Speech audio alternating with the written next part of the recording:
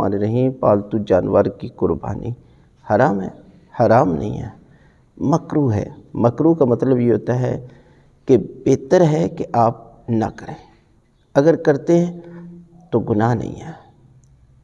یعنی ہر صورت میں آپ اس جانور کی قربانی نہ کریں، یہ مطلب نہیں ہے، کر سکتے ہیں، لیکن بہتر ہے کہ اگر آپ کو مارکیٹ میں جانور ملتا ہے تو اس جانور کو فروخت کر کے اس کے بدلے کوئی دوسرا جانور لے تو زیادہ بہتر ہے۔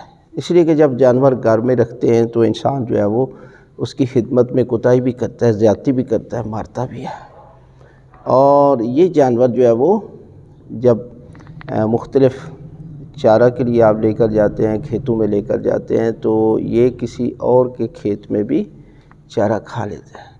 لہذا اللہ کی ذات چاہتی ہے کہ جب میری راہ میں قربانی کرنی ہے تو وہ ہر عیب سے پاک ہونا چاہیے۔